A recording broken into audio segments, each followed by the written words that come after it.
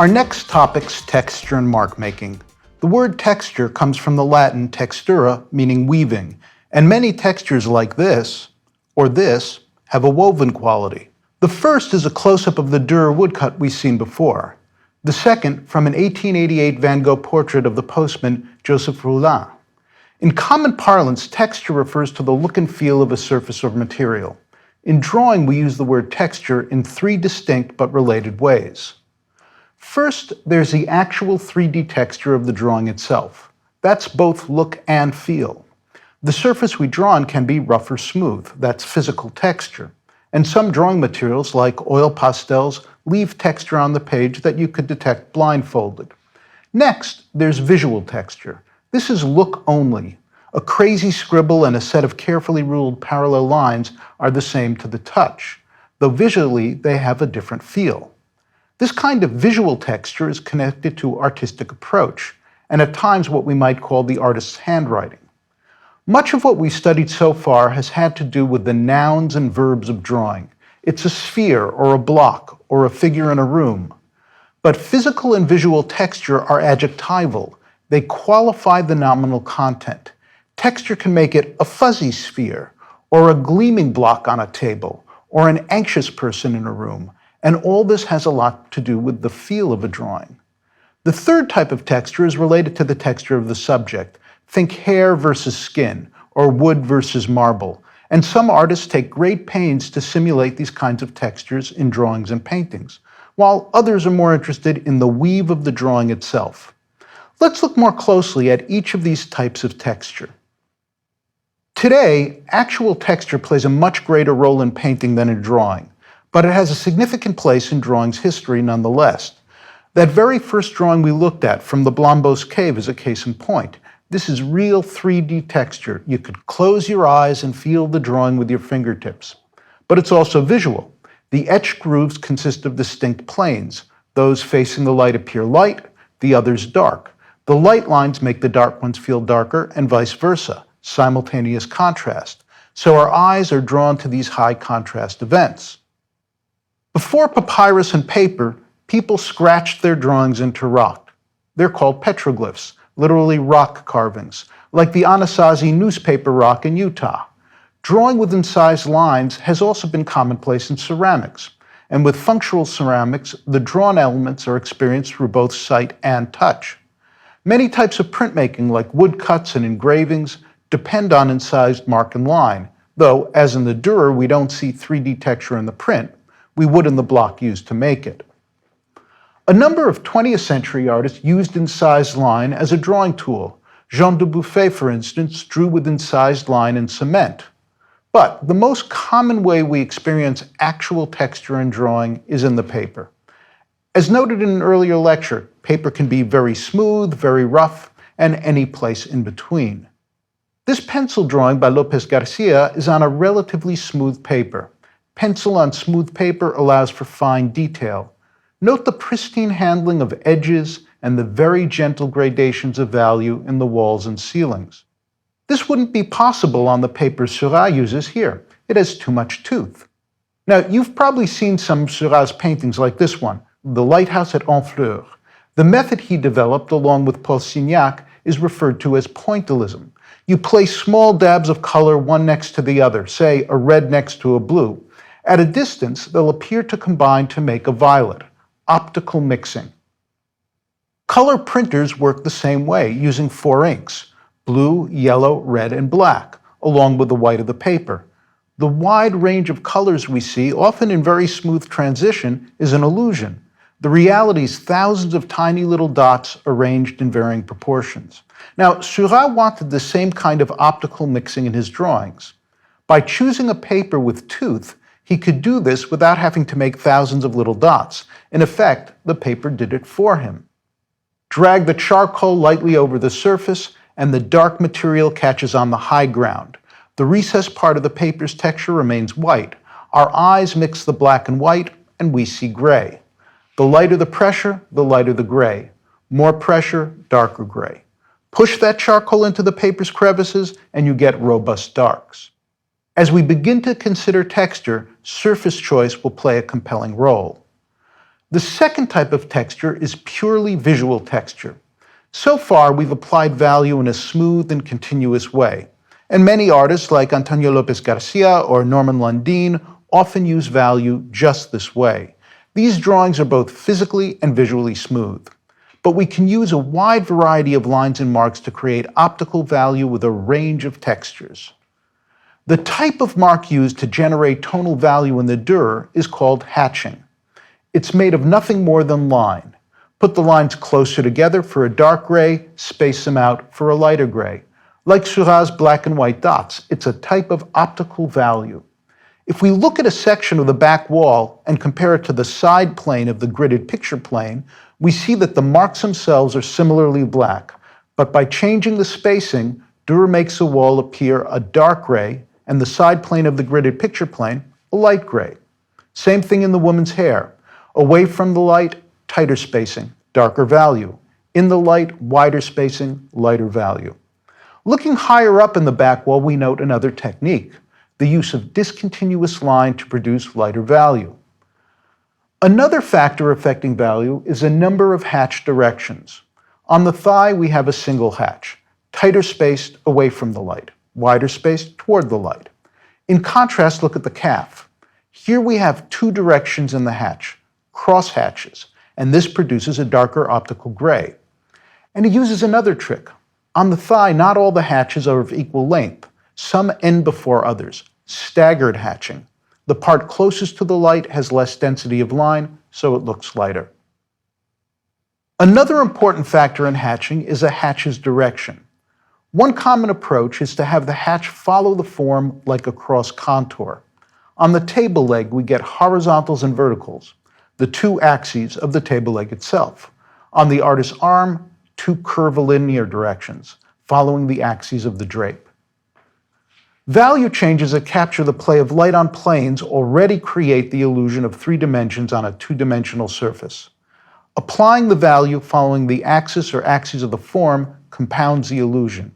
Now, this isn't a rule, and in fact, Dürer doesn't do this everywhere. For instance, some of the cross hatches in the walls, windows, and at the table's edge are diagonals. Let's take a look at the woman's head. Her forehead's lit, her eye sockets in shadow. The front plane of her head's lit, the underside of her jaw and neck are in shadow. The top planes of her breasts are lit, the underside's in shadow. All of this tells us that the light's coming from above left. Looking at the cross-hatching diagonals in the wall above her head, we see that they imitate the direction of the light, and this is another common practice in hatching and cross-hatching. Jacob de Game II, a 17th century Dutch artist, was a great practitioner of hatching, and he employs many of the same principles as Dürer. We see discontinuous and continuous hatches, single hatches, cross hatches, hatches following the axis or axes of the form, and hatches following the direction of the light. But there are a couple new things here too. Most obviously, the range of value and color of the ink. We have both a light cool gray and a darker brown. In the figure on the left, there are different concentrations of inks. Parts of the drapery behind the right leg are like a whisper, while there's a much fuller concentration under the left arm. Now, my guess is that he started out very faint. As he became sure of the proportions, he darkened the ink, especially in the shadow areas. Similarly, there are both dark and light tones of the brown ink. Note the central figure in relation to the one behind her. A second factor he introduces is line thickness. Let's look at the drape on the thigh of the woman on the right. The hatches on the shadow side are thicker and taper as they move into the light. A third factor is the way speed of execution affects the quality of the hatch. If we look at the hatches in the central woman's abdomen and pelvis, they're similar to Dürer's, very deliberate. But the legs of the woman on the right or the arm of the small figure in the rear are more gestural. This is a more scribbled approach to hatching. As we saw earlier with line, speed can be a very expressive attribute. Here's that Van Gogh portrait. Though the feel is different than the Dürer or the Degain, a lot of the underlying grammar is identical. We have single hatches and cross hatches. We have different kinds of spacing, a variety of line thicknesses, a variety of solutions of ink. And we often have the hatch following the axis or axes of the plane concerned. Look at the wall, horizontals and vertical. the two axes of a wall, or the top of the cap. Here a single hatch pulls around the surface following the cross contour. Hatching's extremely versatile. This drawing's by one of my recent graduate students. Many of the hatches are angled or curved following the planar form of the petals. Others are scribbled and subsume an area in shadow. This much more aggressive use of hatching is by another recent grad student. You can see how certain areas are treated with relatively light pressure, like the wall behind the student's drawing, while other areas, like the students themselves, are really leaned into. This adds up to compositional value. What's the subject? Students drawing in a classroom. What gets the highest contrast? The students in relation to their drawings. What do you look at first? The student's drawing. Good value organization. The drawing makes use of single hatches, cross hatches, and in some places, several other layers of mark, but often they're not associated with the axis or axes of the subject. This use of hatching became common in the late 19th and early 20th century. Many artists wanted to depict space in a flatter way than artists like Dürer and Degaine. In some of Giorgio Morandi's etchings, for instance, you'll see multiple directions of hatching, including directions that have nothing to do with the axes of the objects. This can create a great deal of density, like a scrim across the picture plane uniting the surface, and also creating a degree of spatial ambiguity. The value changes in the objects suggest 3D volume, while the hatching directions have a flattening effect. We find something similar in this portrait by Anne Gale. The central scribbled hatching floats like a scrim in front of the sitter's head, while other hatches attach to the 3D form of the head, neck, and shirt, and others yet attach to the space behind the figure. You'll also note she's drawing hatching with her eraser. So let's try some hatching. I'll use a nib pen. Let's start with a single hatch, just verticals. Make a small swatch. Now another, but tighten the spacing a bit. And another, with tighter spacing yet. Let's add horizontals in these swatches to create cross hatches. We'll echo the vertical spacing in the horizontals. The tighter the spacing, the darker, the greater the effect of optical value. In other words, the tighter the spacing, the more convincing the sensation of tonal value. To get a lighter sense of tonal value with a tightly spaced line, let's try a discontinuous hatch. Then a discontinuous crosshatch. Now let's make a swatch that's lighter at the top and darker at the base, a staggered hatching. We'll use a pattern of gradually shorter lengths. Then compound this with horizontals, tighter spaced at the base, and opening up and becoming discontinuous as we move into the light. And now, thick to thin. And we can compound this with a cross, tighter to wider spaced. Now let's add some speed, verticals and horizontals zigzagging. And let's try that with a brush. We could also try thick to thin, and then a cross. To get a lighter hatch, we could add water to the ink, but for now, let's make a lighter value by drying the brush to deplete the ink. Then turn the hatch into a cross hatch. Let's apply all this to draw a one-point block. We'll start with a dry brush and discontinuous line. You'll remember, when using value, we generally don't want visible outlines, much less strong ones. Outlines tend to kill the illusion of 3 dimensions. Next, the blocks cast shadow. We'll imagine light coming from the left side. The front face will be the lightest. Top plane next, side plane darkest. Cast shadow a bit lighter than the side. I'll do the hatching with the nib pen. Let's start with the dark plane with a tightly spaced vertical hatch. Then cross it with diagonals receding toward the vanishing point, the 2 axes of the plane. Make the cast shadow a bit lighter, a bit wider spaced. Horizontal one way, back toward the vanishing point, crossing it. On the top plane, we'll use a wider spaced horizontal and diagonals receding toward the vanishing point. As these move into the light, they'll get discontinuous. Let's apply a vertical staggered hatching in the front face and cross this with a horizontal that becomes discontinuous. Now let's try hatching with graphite. We'll draw a cone sitting on a table in front of a wall. Start with a light pencil. Make a rectangle, a format shape. Add a horizontal division, a table and wall. Here, let's try a faster, more scribbled hatching. Ground plane, still with light pencil, horizontals. Then diagonals receding toward the vanishing point. Draw across the format shape so value extends across the rectangle. Let's go a bit darker for the wall. You could use a bit more pressure or tighter spacing or a somewhat softer pencil. Scribbled horizontals and verticals for the wall. Then erase to restore the format shape. We'll imagine light coming from the right and draw with the eraser to create the light plane of the cone. Now, with a softer pencil, we'll begin to hatch in the shadow side of the cone. Two directions, up toward the apex and around the horizontal axis in curves. Project the cast shadow and add hatching here too. Where you want more dark, add more hatching. Where you want things lighter, draw on with the eraser. Let's review the ways we can control hatching.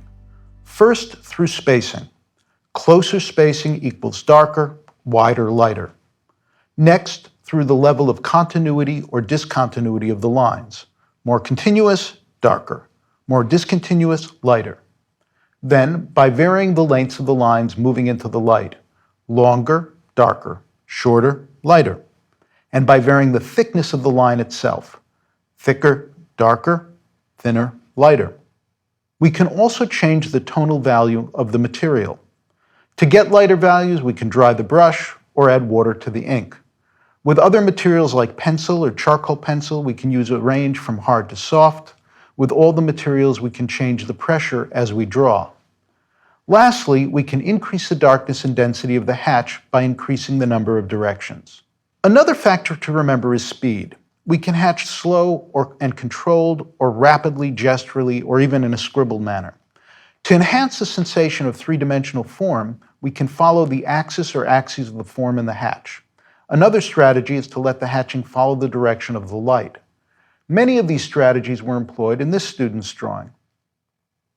We also want the hatching to work compositionally. That means the values need to be organized to reflect the drawing's hierarchy.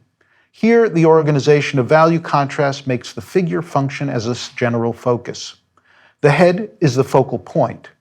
All the complexity in the mirror and ground are treated in lower contrasting values. If you wanted to compress or flatten the form, multiple directions disassociated from the axis or axes of the objects can be useful. One other note here. Many hatch drawings, woodcuts, and etchings are modest in size.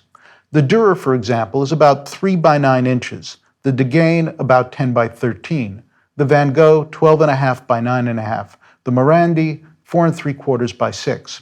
In contrast, the smooth drawing by Lopez Garcia is 32 1/4 by 26 3/4. When looking at examples, it's a good idea to pay attention to the dimensions. If you're trying to incorporate something you've seen into your own drawing, working at a corresponding scale can be helpful in understanding the new method or technique. Of course, that shouldn't preclude experimentation at different scales once a method or technique's been understood. To get more practice with hatching, try drawing other geometric forms. Then invent still lifes from your imagination and use hatching to create the light and value structure. Then try it from observation. Use the subjects we've tried to date: still life, an interior, landscape, a self-portrait, and another figure if you have someone to pose for you.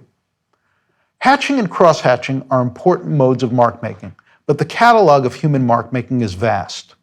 Among the first tools our ancestors used were their own hands. There are many examples, from the Cueva de los Manos in Argentina to the Guaham Cave in Indonesia to these from the Elands Bay Cave in South Africa. And using the hand as a mark-making device is with us today. Chuck Close used his thumbprint in a series of portraits, including this one of the composer Philip Glass, much larger than the hatched drawings. This is 5 feet tall and over 3 feet wide.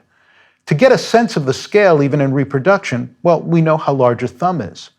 The central idea is that we can use any type of mark to create optical value if we apply the same principles we used in hatching. Wide-space, discontinuous light marks will read as light value.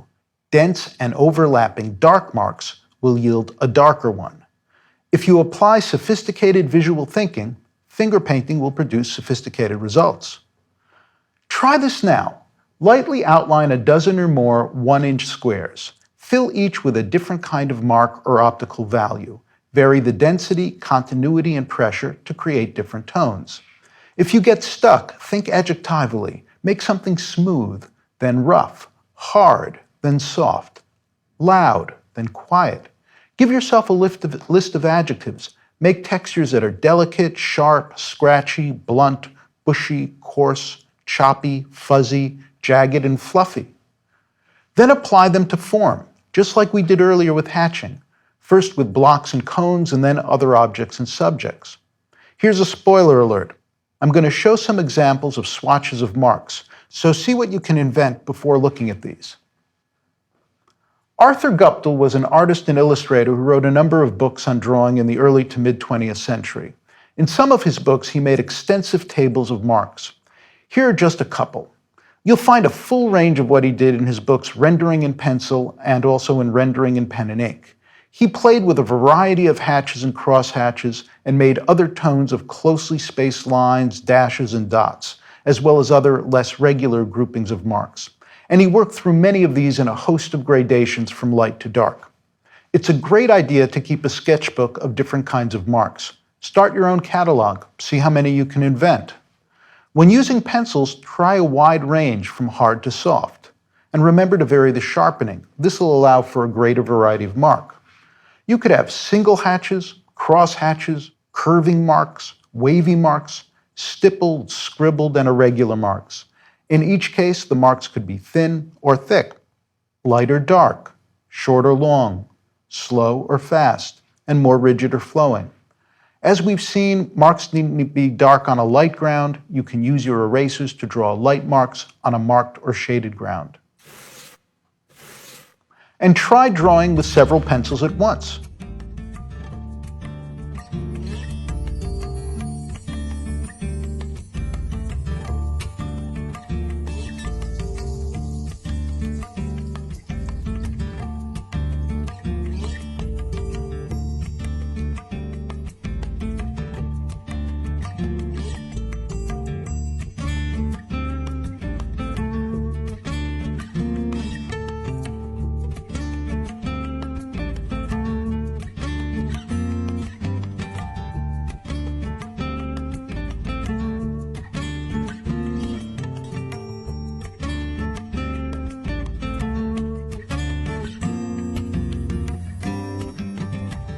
If you're stippling, a handful of pencils can create a ground of small dots pretty rapidly.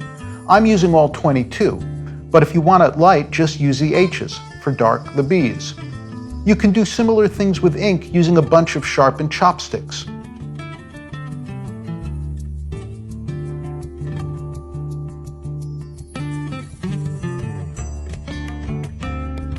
And you can make your own mark-making tools. This is a tongue depressor cut to a zigzag. It can hatch, stipple, and make a range of other marks. As you invent new textures, marks, and optical values, apply them in your drawings. It can be an interesting project to do the same drawing multiple times, but using different systems of mark and texture each time. In an earlier lecture, I recounted the story of Degas meeting his friend, the poet Mallarmé.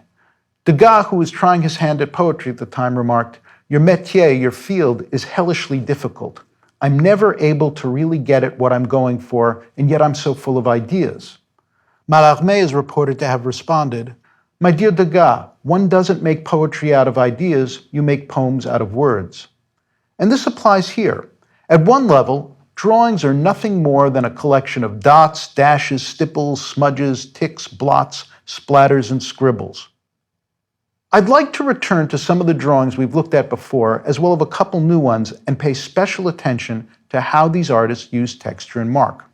Grab a sketchbook or some paper, and some pencils, pen and ink, and a couple brushes of varying size. That way you'll be able to try some of the things you see. Not a matter of drawing the objects, just the squiggles, blots, and ticks. Rembrandt's regarded as one of the most inventive artists in this regard, the categoric opposite of fussy and rendered. This drawing's about 6.5 inches tall by about 4 3/4 wide. My guess is he started with line, wild, rapid, darting lines made with a small pointed brush. These marks set up the figure and window, serpentines in the skirt contrasting with the more staccato marks in the sleeves and hands. Now, look at the scale of the large blot of ink moving from the right wall over Saskia's shoulder and spilling over her head and torso. He has a good linear structure and doesn't think anything of making a crazy blot right through the center. But it works great. Light's coming in through the window. Her hand and arm get the light and throw shadow back across her head and torso, which in turn casts a shadow back onto the wall. I'd also guess that the mid-gray blot of wash was first, followed by the darker iteration that cascades down her arm and hip, revealing light glancing the shoulder and arm. Probably a couple minutes' work. Here's another. It's about 7 by 10 inches. We have both a linear structure and areas of wash through both the architecture and the figures, followed by some instances of rapid scribbled diagonal hatching. The lines, marks, and blots are wild, but we do get a very clear sense of space, of where things are, what's in front and what's behind. And while things are somewhat generalized, take a look at the standing turban figure on the far right. No rendering of drapery, no real anatomy. His hand looks like a mitten, but the looping calligraphy in the hood draping down the back roughly follows the cross contour over the shoulder, yielding volume. And overall, the stance and costume feel specific. While the mark making in the last drawing was overwhelmingly linear, here Rembrandt deploys the brush to create value shapes. This drawing's about 5 3/8 by 7 1/4 inches. There's little rendering to speak of. Instead, brush shapes are posed one against another to suggest water, trees, and sky. The tree just left of center is a wonderful invention of rapid looping gestural brushstrokes. There's an equally masterful command of a range of values from light whispers to much more aggressive darks. You'll learn an enormous amount about using brush and ink by taking this apart and making each shape and value you see in this drawing. Speaking of brush and ink, let's take another look at Zhao Mengfu's hand scroll. It's about 11 by 42 inches. Like the Rembrandt, it's a treasure trove of mark making. In the first lecture, I noted that Chinese has its roots in a picture-based writing system. In the colophon of another one of his paintings titled Elegant Rocks and Sparse Trees, Zhao Mengfu relates writing to painting. He advises using flying white cursive script for rocks. Now, flying white refers to a somewhat dry brush quickly drawn across the surface so that the white of the page mixes with the mark. Optical value. Flying white cursives deployed here by Mi Fu, an 11th century Song Dynasty poet and calligrapher. Do you see how flying white's applied to both? But that's not the only visual connection between the calligraphy and the rock. Both demonstrate dramatic moves from thick to thin, from flowing to staccato, and contrasts of angular to curvilinear. This dramatic character is Zhan, meaning to fight, war, or battle. This is what the generic character looks like. Pretty amazing improvisation. The noted art historian and former Princeton professor Wen Fang described Mi Fu's character this way, quote, "He painted the character by giving free rein to his brushwork, allowing the stroke to twist and turn sculpturally in space." Unquote. It's not hard to see how the character and rock both share calligraphic and sculptural form. For the trees, Zhao Mengfu advises using seal script. Here's an example of seal script by Zhao Mengfu himself, totally different from the cursive. Both the seal script and the trees are much more uniform in value and thickness, much less contrast in the marks, and in both, short arms protrude from longer spines. He goes on to counsel clerical script for bamboo.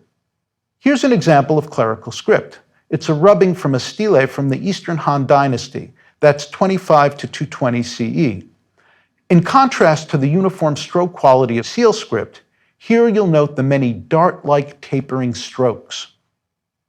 There's no bamboo in Twin Pines level distance, but Deng Yu, a contemporary who followed Zhao Fu's teaching on the subject, shows how you can apply these pointy, dagger-like marks to suggest similarly shaped bamboo leaves. Zhao Fu ends the colophon declaring, "People who comprehend this must know calligraphy and painting are originally the same." And that makes sense when you have a pictographic language and a long tradition of valuing the pictorial quality of writing. Thinking this way allows Zhao Fu to relate mark to texture on a conscious level. In the next lecture, we're going to conclude our discussion on the ways artists use texture, mark, and optical value. We'll also discuss projects that will get you using these ideas and techniques.